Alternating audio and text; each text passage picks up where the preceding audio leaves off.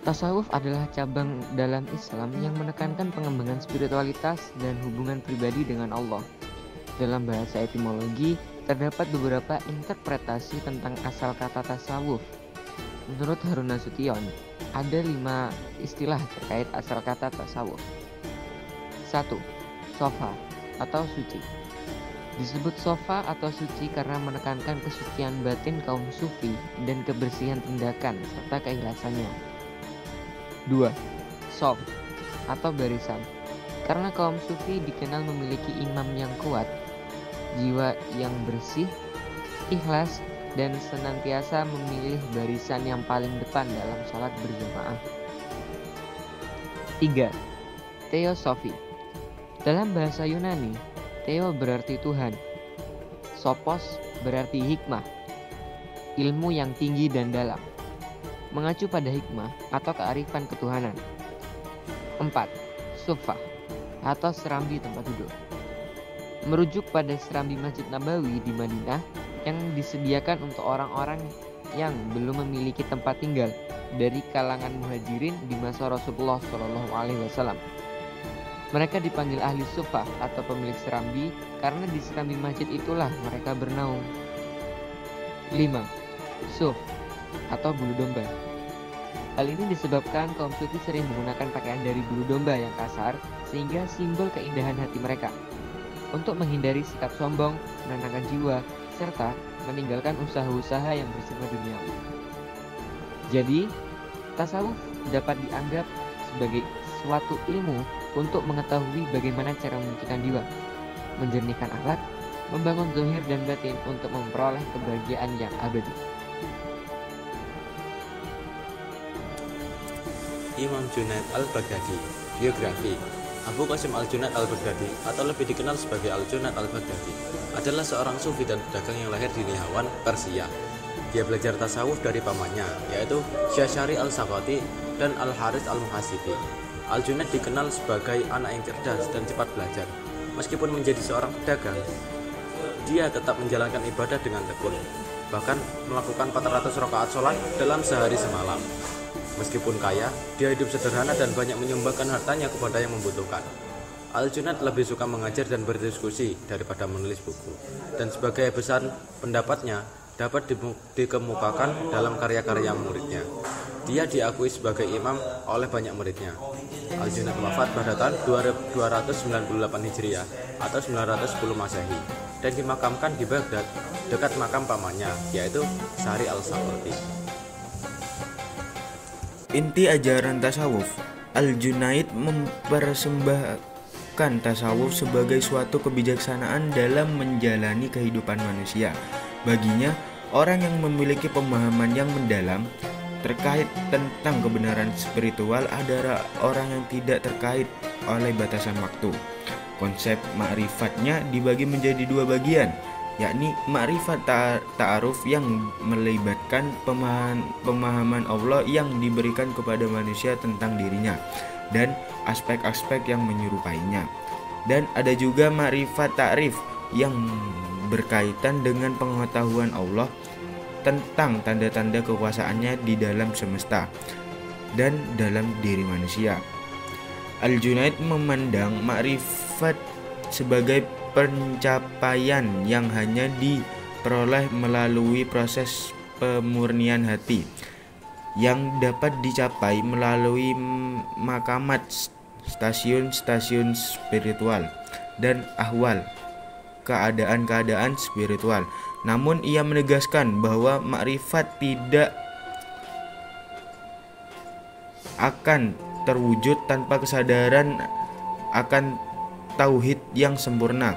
Dasar-dasar ajaran tasawuf Al-Junaid mencangkup pemurnian moral, pembinaan hubungan yang baik dengan makhluk lain, memprioritaskan urusan akhirat daripada urusan dunia, dan pentingnya tauhid yang menyempurnakan. Menurutnya, seorang sufi harus meninggalkan sifat-sifat buruk, mengembangkan akhlak yang baik, dan mengikuti 3 syarat amalan, yakni konsentrasi penuh dalam zikir, mempertahankan semangat spiritual, dan mematuhi syariat secara konsisten dalam kehidupan sehari-hari.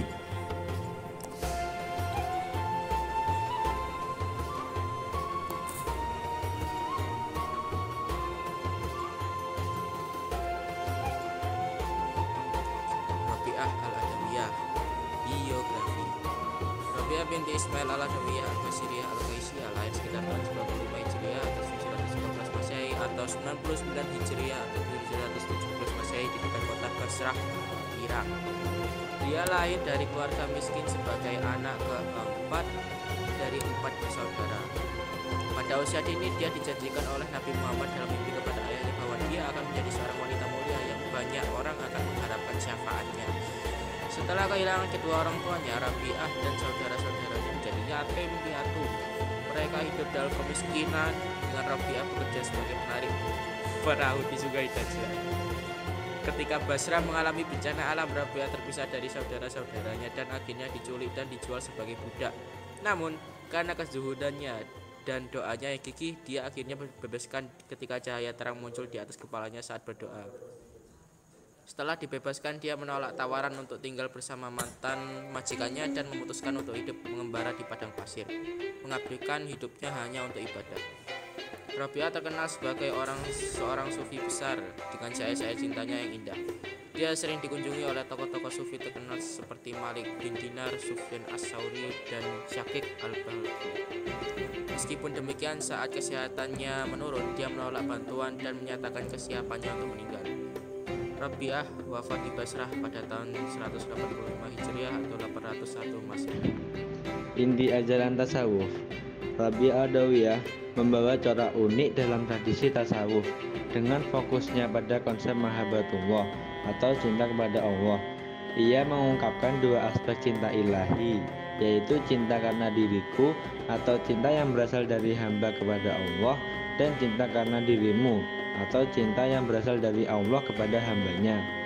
Cinta pertama didasarkan pada upaya hamba untuk dekat dengan Allah melalui ketaatan dan kepatuhan sehingga menjadi kekasihnya.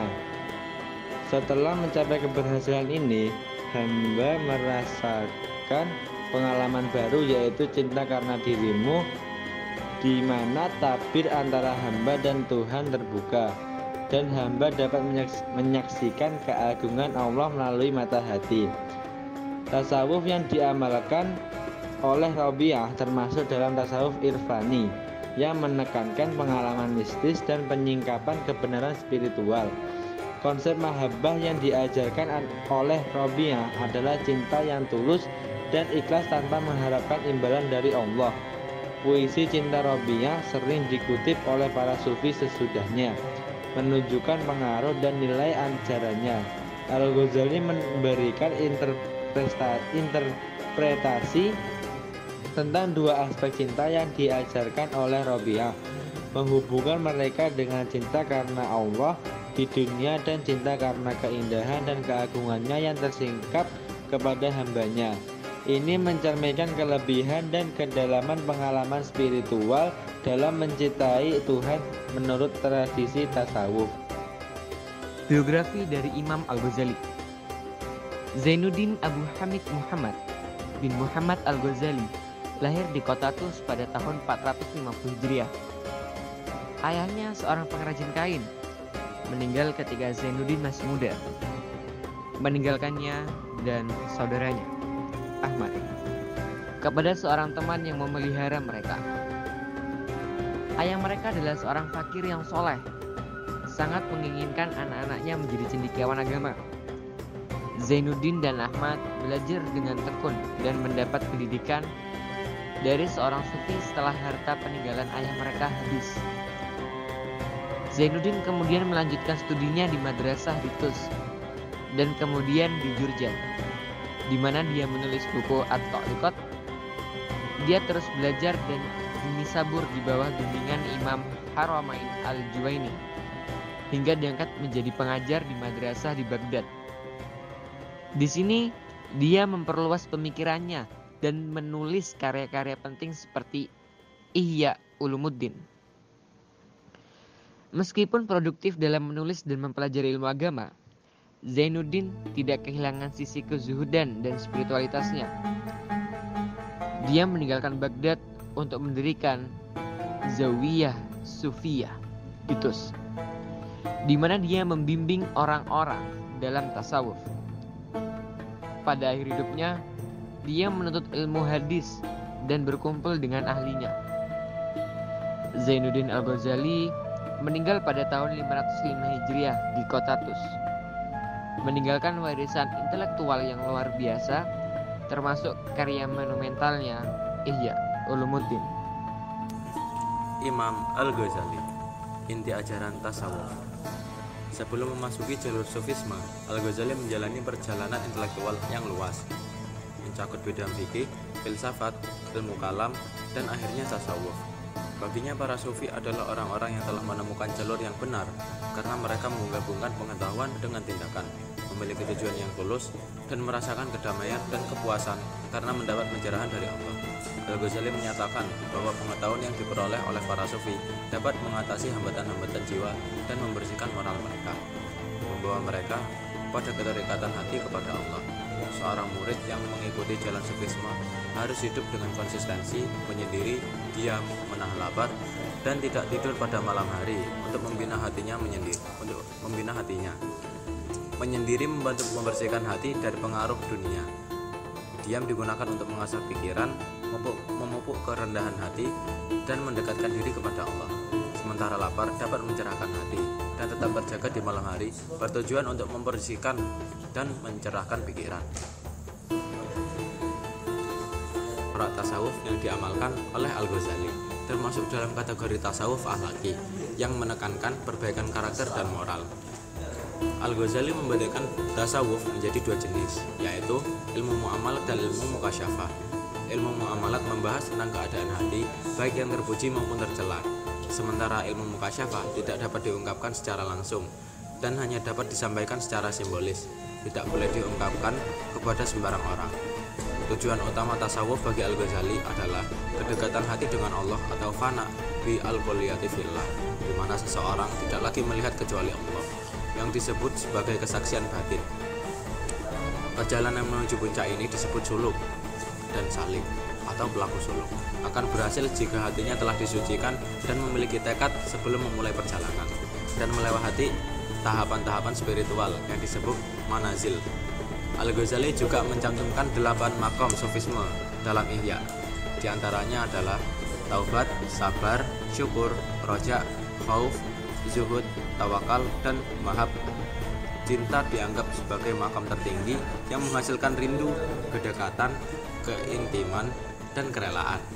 Untuk melewati setiap tahapan, seorang salik harus melakukan riyadhah atau latihan rohani dan mujahadah, yaitu perjuangan melawan hawa nafsu.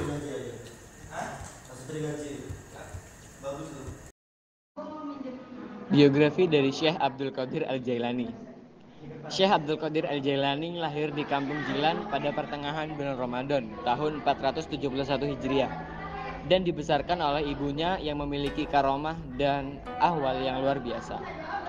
Dia tinggal di Jilan hingga usia 18 tahun sebelum pindah ke Baghdad, di mana dia menghabiskan sisa hidupnya. Pendidikan awalnya dimulai dengan mempelajari Al-Quran di bawah bimbingan beberapa guru, termasuk Abu Al-Wafa Ali bin Uqail Al-Hanbali dan Abu Khattab Mahfuz Al-Khalwazani Al-Hanbali. Dia juga belajar hadis, fikih, bahasa, sastra, dan tarekat dari berbagai guru yang terkemuka. Keahliannya dalam berbagai bidang ilmu mengangkatnya ke posisi yang tinggi dalam mazhab Hanbali, dan dia menjadi rujukan utama dalam mazhab tersebut. Selain itu, Syekh Abdul Qadir Al-Jailani juga dikenal sebagai penulis yang produktif dengan karya-karya seperti Aurat Al-Jilani, Tufat Al-Mutakin, Wasabil Al-Arifin, Azab Suluk wa Tawasul ila Manazil Muluk, Al-Hizib Al-Qabir, dan Futuh Al-Ghaib. Selama 40 tahun, dia memberikan nasihat, pengajaran, dan arahan kepada murid-muridnya di madrasah miliknya dengan penuh kesungguhan dan dedikasi yang tinggi.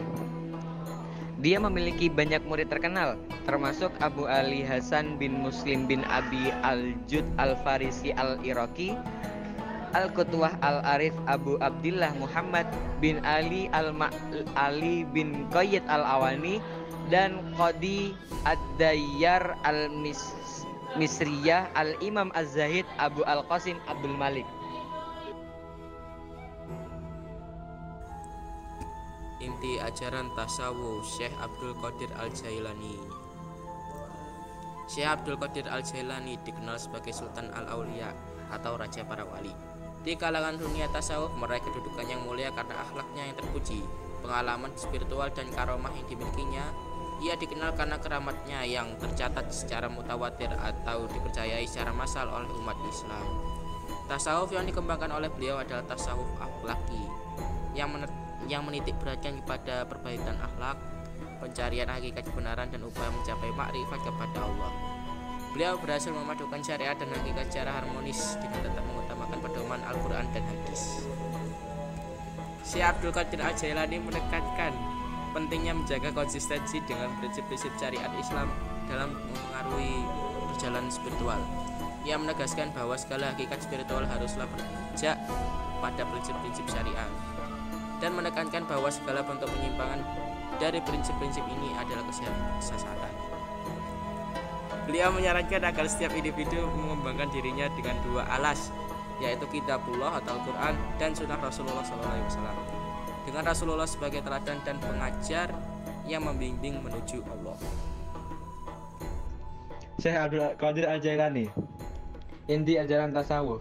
Sebuah cerita yang diceritakan menggambarkan ketajaman pemahaman dan kewaspadaan Syekh Abdul Qadir Al-Jailani terhadap tipu daya syaitan. Ketika dia dihadapkan pada suatu cahaya yang mengaku sebagai Tuhan dan menghalalkan yang haram, beliau dengan tegas menolaknya dan menyadari bahwa itu adalah tipu daya syaitan. Ia menyadari bahwa perintah untuk berbuat jahat tidak mungkin datang dari Allah. Syekh Abdul Qadir Al-Jailani memandang Islam dari dua aspek, yaitu lahir dan batin. Ia memahami bahwa setiap ajaran agama, termasuk dalam Al-Quran, memiliki dimensi lahiriah dan batiniah. Untuk menjaga kesucian batin, seseorang harus menjauhkan diri dari perilaku buruk, dosa, dan pengaruh negatif. Penting bagi individu untuk mengikuti tuntunan spiritual dan mendapat bimbingan dari guru yang memiliki otoritas spiritual. Kesucian batin. Kesucian batin dapat terjaga dengan menjauhi karakter buruk, perilaku yang rendah, tindakan-tindakan haram, dan sikap-sikap negatif lainnya. Selain itu, aktivitas fisik juga harus dijaga agar tidak menghilangkan kesucian batin. Jika kesucian batin terganggu, maka diperlukan taubat yang sungguh-sungguh dan upaya untuk memperbaharui kesucian spiritual. Syekh Abdul Qadir Al-Jailani memahami bahwa Islam tidak hanya melibatkan aspek formal fikih, tetapi juga memerlukan pengalaman spiritual yang mendalam melalui praktik tasawuf. Ia menekankan pentingnya mengamalkan ajaran Islam dari kedua aspek ini, yang mencakup ketaatan terhadap hukum formal dan pengalaman spiritual yang mendalam dalam tasawuf.